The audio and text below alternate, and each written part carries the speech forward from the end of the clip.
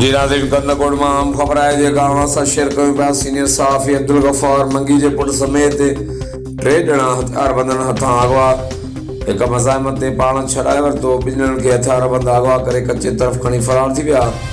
इतलाह ते हरदी पुलिस वाक़े वारे हंधि पहुती जवाबदार फरार थी वञण में कामयाब थी विया।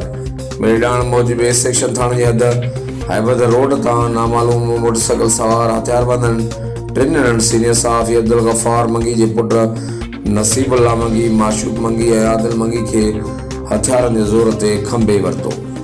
हिक ॼणे आदिल मंगी मज़ाहिमत करण ते पाण खे हथियारबंदनि खां छॾाए वरितो। अहिड़े वाक़े जो इतलाह हरदी पुलिस खे ॾिनो वियो। पुलिस वाक़े वारे हंधि पहुती।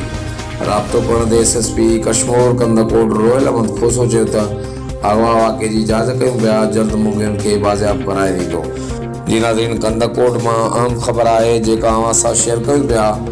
नामालूम हथियारबंदनि हथियारनि जे ज़ोर ते सीनियर सहाफ़ी जे पुट समेत टिनि ॼणनि खे अगवा करे वरितो।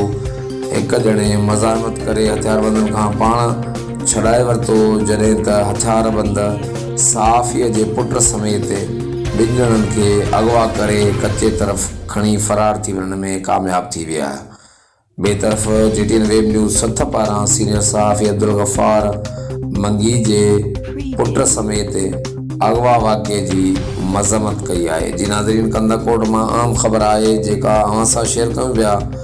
नामालूम हथियारबंदनि सहाफ़ी अब्दुल गफ़ार मंगी जे पुट समेत ॿिनि ॼणनि खे अगवा करे कचे तरफ़ खणी फरार थी वञण में कामयाब थी विया आहिनि। हर वक़्तु आगाहण लाइ ॾिसंदा रहो GTN वेब न्यूज़ कंदकोट।